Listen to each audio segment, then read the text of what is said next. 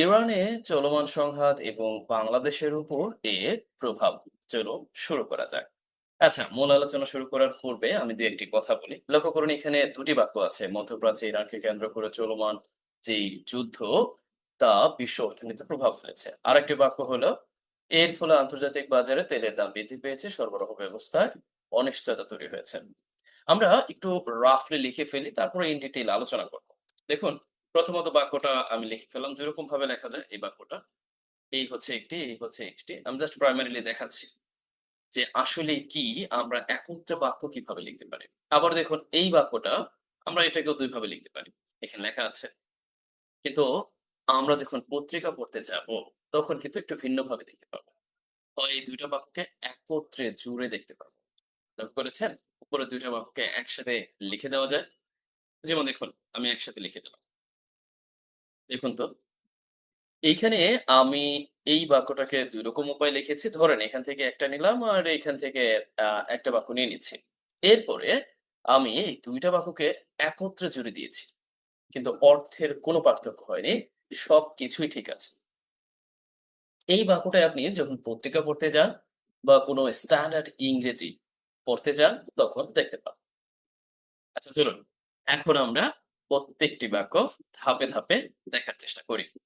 তাছাড়া শেষ পর্যন্ত আপনাদের জন্য বাড়ির কাজ আছে। আশা করছি আপনাদের জন্য নির্ধারিত হোয়াটসঅ্যাপ গ্রুপে এই আপনাদের জন্য রাখা বাড়ির কাজটি করে দিবেন।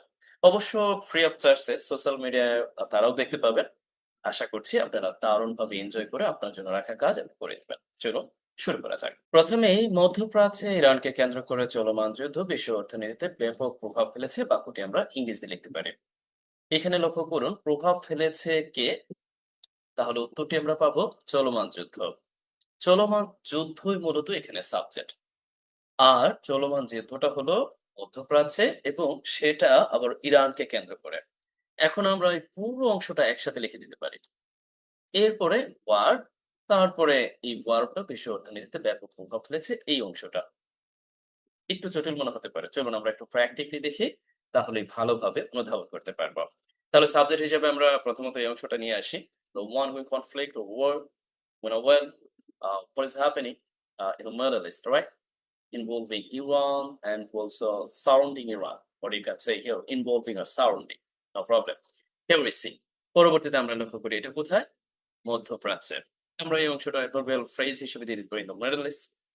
দেন আমরা ব্যবহার করব এই ইরানকে কেন্দ্র করে। দেখুন, এটা আপনি কয়েকভাবে দিতে পারেন। সারাউন্ডিং ইরান, ইনভলভিং ইরান, অথবা আপনি ইনক্লুডিং ইরান, অথবা সেন্টারিং ইরান, অনেকগুলো দেয়া যায়।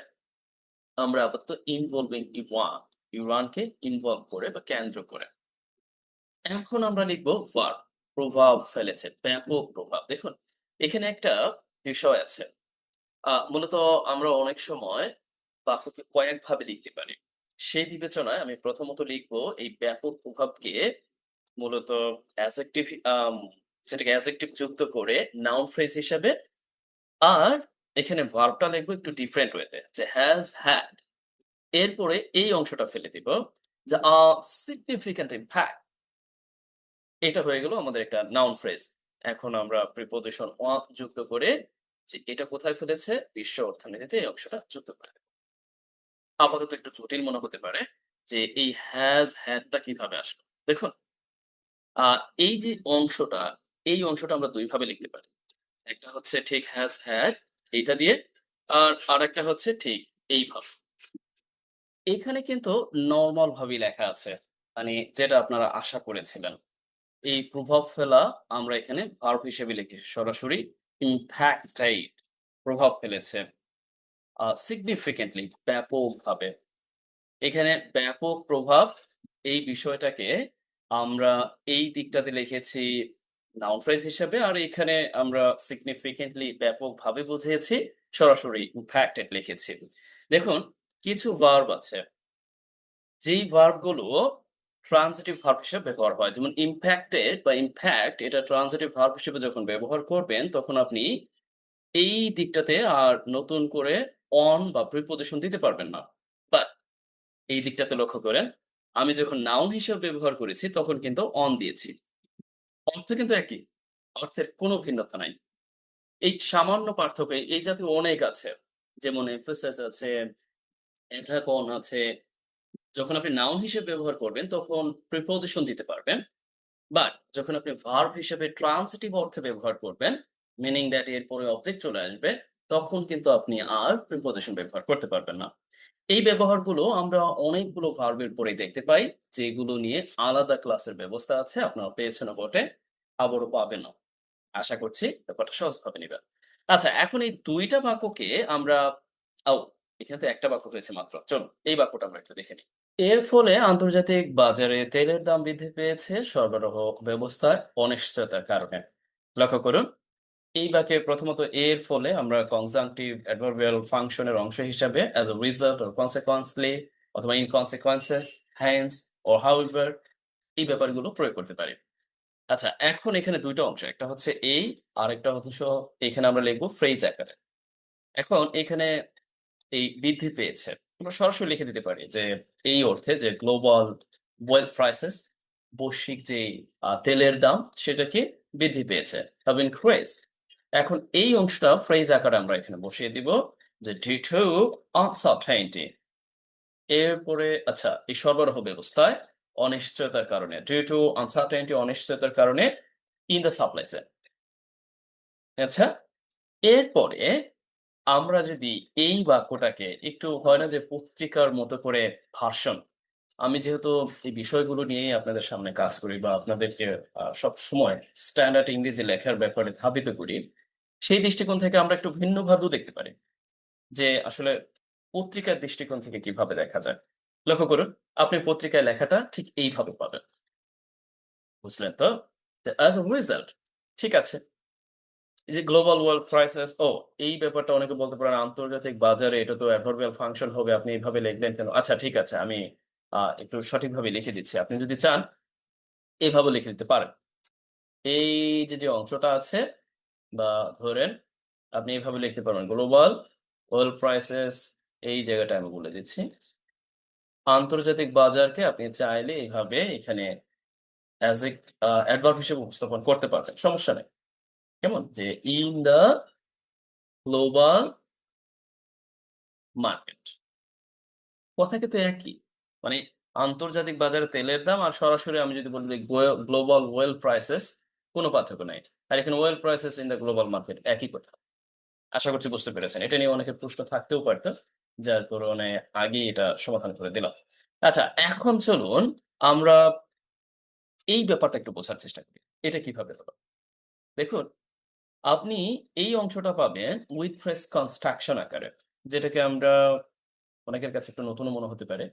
আপনি যখনই পড়তে যাবেন যে একটা বাক্য আছে, সেই বাক্যটায় কারণ যুক্ত করে as, since বা যেমন এই যে due to ফ্রেজের পরিবর্তে আমরা with যুক্ত করে দেখতে পাই। এরপর with যুক্ত করে এই একটা সাবজেক্ট বা নাউনের মতো করে অবস্থান করেছে। এইটা মূলত এই সাপ্লাই চেইন এ প্রভাব ফেলছে। এখানে একটা প্রেজেন্ট পার্টিসিপল আকারে দেওয়া আছে। আচ্ছা, আপনি এখনই পত্রিকা পড়তে যান, আপনি এটা দেখতে পাবেন।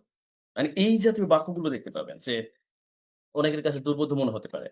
যেমন ধরুন, আপনি একটা বাক্য এভাবে বলতে পারেন যে, আম বাজারে তেলের দাম বৃদ্ধি পাওয়ায়, এই তেলের দাম বৃদ্ধি পাওয়ায় এই অংশটা আপনি ঠিক এই স্ট্রাকচার লিখে দিতে পারেন।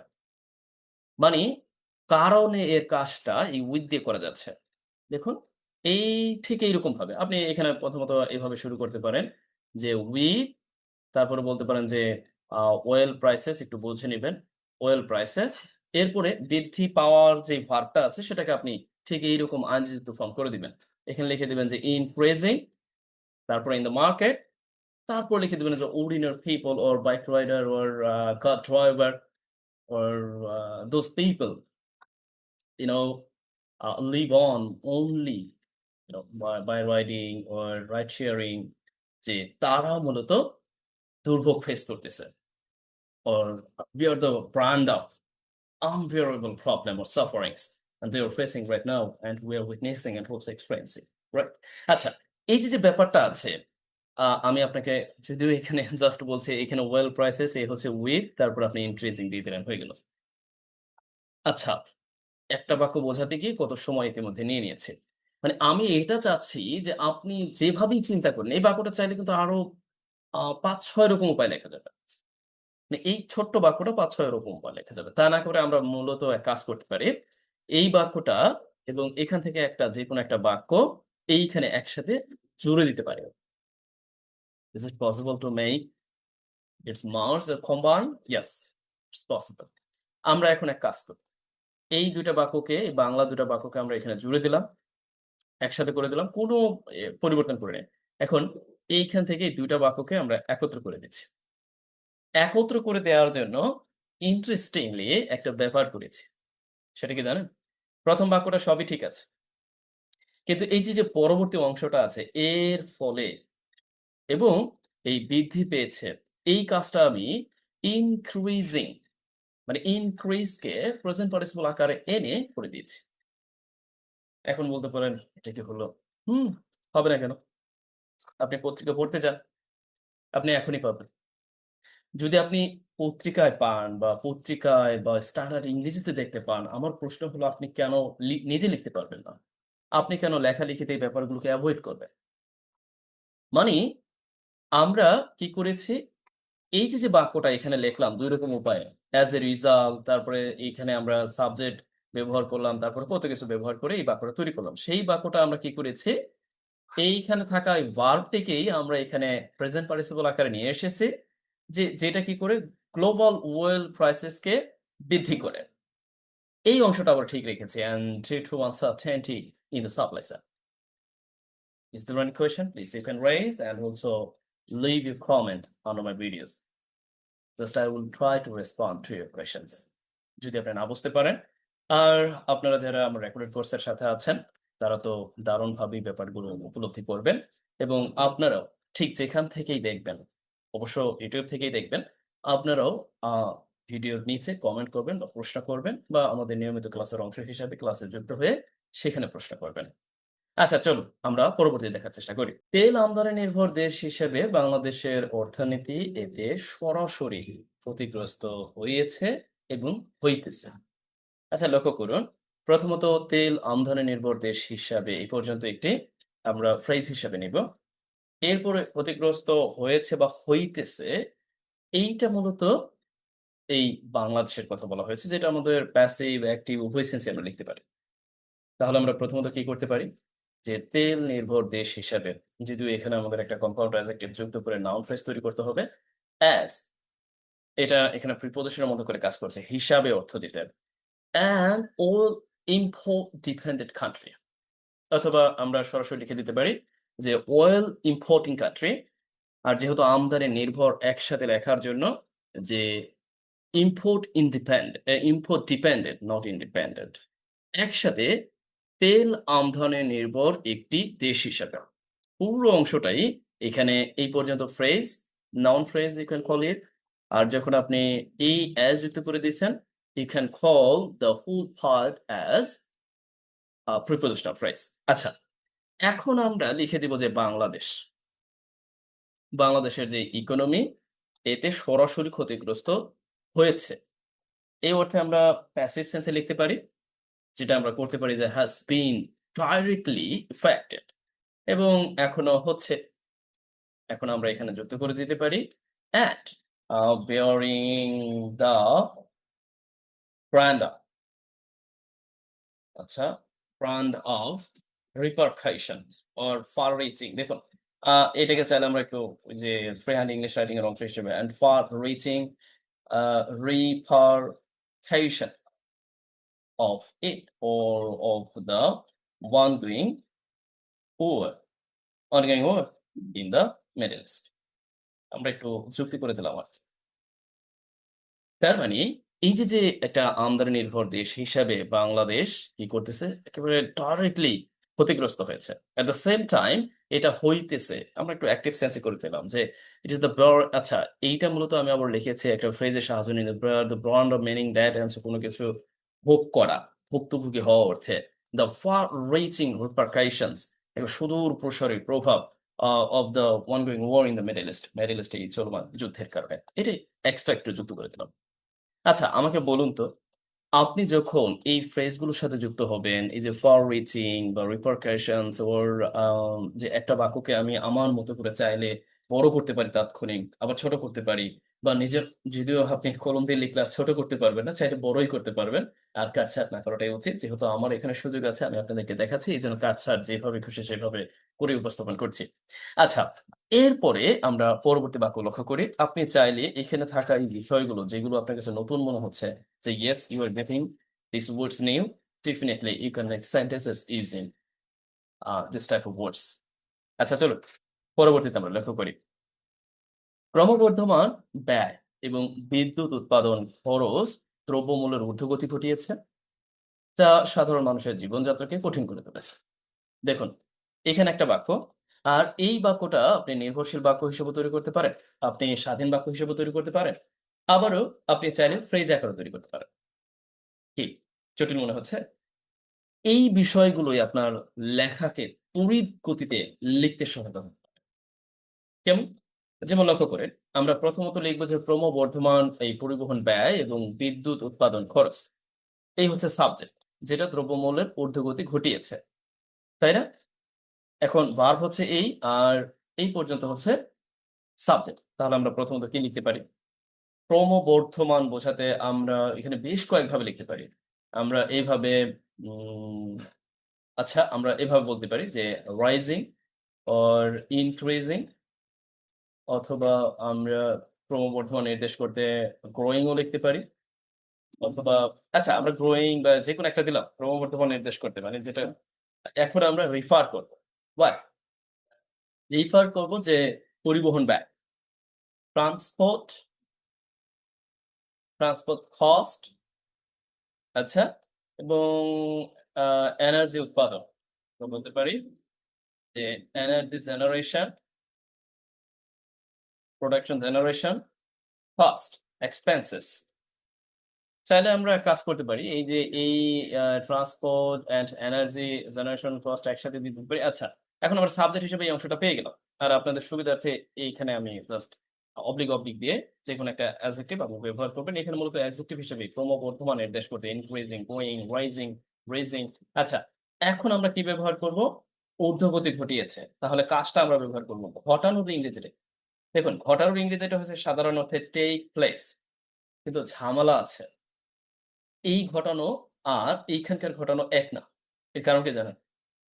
আপনি এই টেক প্লেস, তারপরে হ্যাপেন, এরপরে আ অকার এইগুলোকে ট্রান্সিটিভ ভার্ব হিসেবে ব্যবহার করতেই পারবেন না। তাহলে আপনি কি করতে হবে? এইখানে আপনাকে একটা ট্রান্সিটিভ ভার্ব ব্যবহার করতে হবে। আর ঘটানো অর্থে আপনি ব্যবহার করতে পারেন। আ যেহেতু এটা আমার প্রেজেন্ট পারফেক্ট আছে, হ্যাভ আমরা ব্যবহার করি। এরপরে ঘটানো অর্থে লিড এর পাস্ট পারসন ফর্ম লেড ব্যবহার করতে পারেন। Lead to. অথবা ঘটানো অর্থে এখানে আপনি ব্যবহার করতে পারেন আচ্ছা কজ, অথবা ঘটানো অর্থে আপনি রিজাল্টেড ইন ব্যবহার করতে পারেন। মানে ঘটিয়েছে বা কারণ হয়েছে। এখন অবজেক্ট হিসেবে কি দিয়ে দিবেন? এই দ্রব্যমূল্যের ঊর্ধ্বগতি। এই হচ্ছে অবজেক্ট। এখন আপনি এখানে অবজেক্টটা দিয়ে দিলেন দ্রব্যমূল্যের ঊর্ধ্বগতি। একসাথে আপনি প্রাইস হাইক দিয়ে দিতে পারেন। প্রাইস আর হাব। আ এরপরে দ্রব্যমূল্য আপনি কমোডিটিস, কমোডিটিস আপনি এভাবে লিখে দিতে পারেন। যা সাধারণ মানুষের জীবনযাত্রাকে কঠিন করে তুলেছে। যা বলতে why? আমি কিন্তু ইতিমধ্যে বলেছি আপনি এই অংশটা চাইলে এই বাক্যের অতিরিক্ত তথ্য হিসেবে নিয়ে আ রিলেটিভ ক্লজ যুক্ত করে লিখতে পারেন। অথবা আপনি একেবারে স্বাধীন বাক্য হিসেবে লিখতে পারেন। অথবা আপনি ফ্রেজ আকারে লিখতে পারেন। আমি ২ ভাবেই দেখাচ্ছি। এইখানে আমি দেখাচ্ছি প্রথমত রিলেটিভ ক্লজ এর সাহায্যে আমি বললাম যে হুইচ কি? এখন আমরা এই হুইচ দিয়ে মূলত নির্দেশ করব এই যে গ্রোইং ট্রান্সপোর্ট কস্ট অথবা এই এনার্জি জেনারেশন এক্সপেনশন এই ব্যাপারটাকে নির্দেশ করব।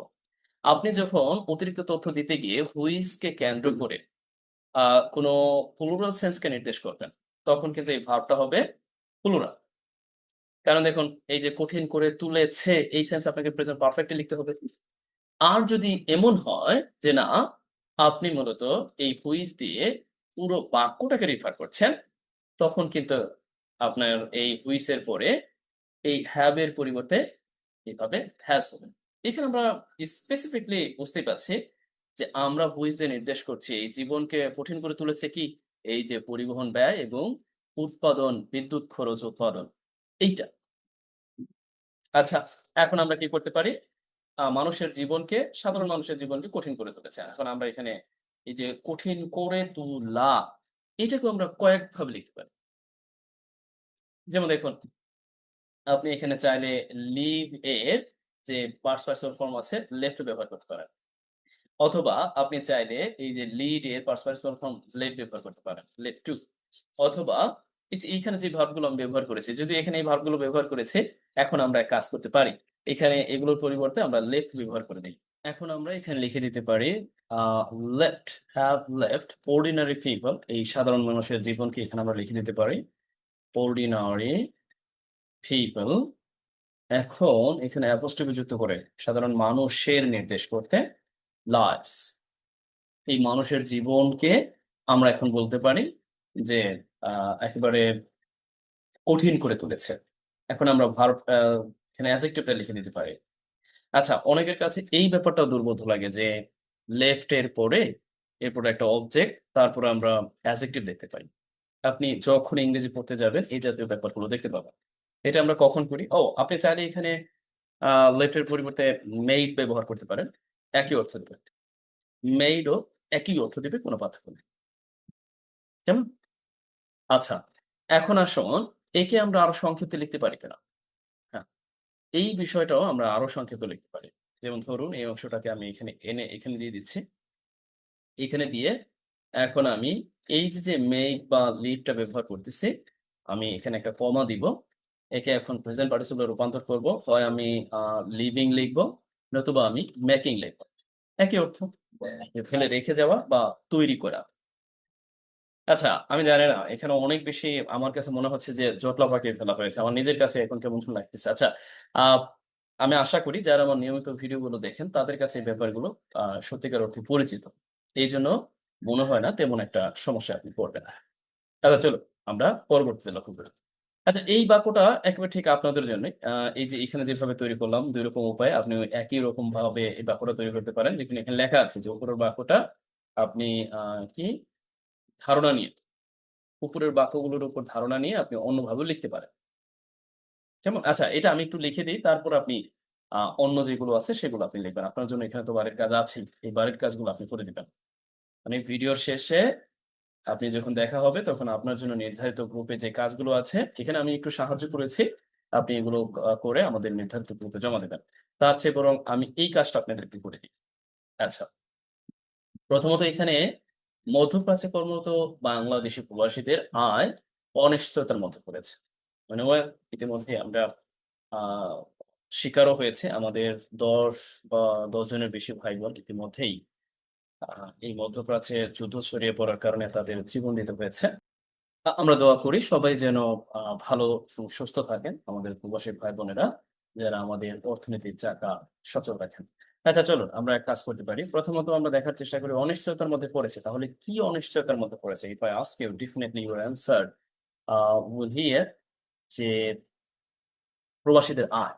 তাহলে আমরা প্রথমত লিখে দিতে পারি যে the income, যদিও ভিডিওটা অনেক বড় হয়েছে। ইনকাম এখন আমরা লিখতে পারি বাংলাদেশি প্রবাসী। সে অর্থে আমরা লিখে দিতে পারি যে বাংলাদেশি প্রবাসী expatriate, আমরা এইভাবে বলতে পারি expatriates, এই প্রবাসীদের আয়। এখন আমাদের লিখতে হবে এই যে কর্মরত, তাই না? আপনি চাইলে ওয়ার্কিং বাংলাদেশি এক্সপাtriate একটু আনইজি মনে হতে পারে। অথবা কর্মরত নির্দেশ করতে আপনি প্রেজেন্ট পার্টিসিপল এর সাহায্যে এইখানে লিখে দিতে পারেন যে working in the Middle east. এইভাবেও আপনি লিখে দিতে পারেন। এখন পুরো অংশটা সাবজেক্টের ন্যায় কাজ করেছে। এটা অনিশ্চয়তার মধ্যে পড়েছে। এ অর্থে আমরা সিম্পলি বলতে পারি যে is under uncertainty, un under uncertainty, অনিশ্চয়তার মধ্যে পড়েছে। এখন এই পর্যন্ত একটা অংশ হয়ে গেছে। এখন is কেন দিলাম? is দিয়েছি এখানে মূলত সাবজেক্ট কি জানেন? আমি যদি বলি কি অনিশ্চয়তার মধ্যে পড়েছে তাহলে ওই যে বললাম আয়। এখন আয় তো এখানে আমি দিয়েছি সিঙ্গুলার সেন্সে। The income of Bangladesh expatriate working, যারা মূলত কাজ করতেছে। এটা আমি আবার সংক্ষেপে লিখেছি। আপনি চাইলে এভাবে দিতে পারেন যে who are working in the Middle East। আচ্ছা, এই মিডল ইস্টটাকে আমরা একসাথে একটু জুড়ে দেই যে is under uncertainty, অনিশ্চয়তার মধ্যে পড়েছে। এখন এই যে ওকে, ফলে রেমিটেন্স প্রবাহ কমে যেতে পারে। এই অংশটা আমরা চাইলে এখন সেই অ্যাসিডটি পৌঁছে সাহায্য করে দিতে পারে যে কমে যেতে পারে, হয়তো যেতে পারে এই সেন্সে আমরা লিখতে পারি উইল না কমে যাবে উইল, আর যদি হয় কমে যেতে পারে এই অর্থে মেই। এখন কমে যাওয়ার অর্থ রিডিউস। আচ্ছা, এখানে একটা ব্যাপার আছে যে যা কমিয়ে দিতে পারে আমরা বলতে পারি যে রিডিউস, এরপর লিখতে পারি যে রেমিটেন্স প্রবাহ। আচ্ছা, রেমিটেন্স যে ফলোটা আছে, এই রেমিটেন্স ফলোটা কি কমিয়ে দিতে পারে। এবার আপনি চাইলে এটা কিন্তু অন্যভাবে লেখা যায়। আমি কিন্তু বলেছি যে উপরের বাক্যটি এই পূর্ববর্তী বাক্যের ধারণা নিয়ে আপনি কিন্তু অন্যভাবে লিখতে পারেন ইউজিং প্রেজেন্ট পার্টিসিপল ফ্রেজ। আমি আজ আর বলবো না, এই বাকি অংশ আপনি করে নির্ধারিত পূর্বে জমা দিবেন। আশা করছি আপনি এখান থেকে কিছুটা হলেও বুঝতে পেরেছেন, কিছুটা হলেও পেয়েছেন। যদি আপনি পেয়ে থাকেন তাহলে আমি আপনাকে রিকোয়েস্ট করবো দয়া করে আপনি কোর্সে থাকেন বা free of charge social media থাকেন, যেখান থেকেই দেখেন, আপনার প্রধান ও একমাত্র দায়িত্ব হতে পারে অন্যকে অবগত করা যে yes you are getting something at least from what's my videos. নমো today, thank you so much. এবং আপনি আপনার মতো করে চেষ্টা করুন, আমি জাস্ট আপনাকে একটু সাহায্য করলাম। তবে হ্যাঁ, আপনি চাইলে আপনার মতো করেও বাক্য নিজে লিখতে পারবেন। আমি এইভাবে দিয়েছি এইভাবেই যে হবে ব্যাপারটা এরকম না। যেমন দেখেন এখানে অনগোয়িং কনফ্লিক্ট, এখানে আমি দিয়েছি সিঙ্গুলার সেন্সে, আপনি চাইলে কিন্তু এটা প্লুরাল সেন্সে দিতে পারেন। এরপরে এখানে আমি এই সিঙ্গুলার সেন্সে দিয়েছি এই জন্য আমি ভার্বটা লিখেছি এখানে সিঙ্গুলার, আপনি চাইলে এখানে প্লুরাল দিতে পারেন। এখন আমি লিখেছি এইভাবে, এই হ্যাড ব্যবহার করেছি, হ্যাড ব্যবহার করেছি। এখন অনেকে বলতে পারেন হ্যাজ এর পর হ্যাড এটা কেমনে দিল ভাই? আচ্ছা, এই হ্যাভ এর পাস্ট পার্টিসিপল ফর্ম যে হ্যাজ, সেই সেন্সে ব্যবহার করেছি। আবার আমি আপনাকে দেখিয়ে দিয়েছি যে আপনি এই বাক্যটা যদি না বোঝেন তাহলে একেবারে ডাইরেক্টলি সরাসরি এই বাক্য মুখে করে লিখতে পারেন। আশা করছি এখন আর আপনার সমস্যা থাকার কথা না। কেমন? আচ্ছা চলুন আমরা আমার ক্লাসই শেষ। ভালো থাকুন, সুস্থ থাকুন, অন্যকেও অবগত করুন।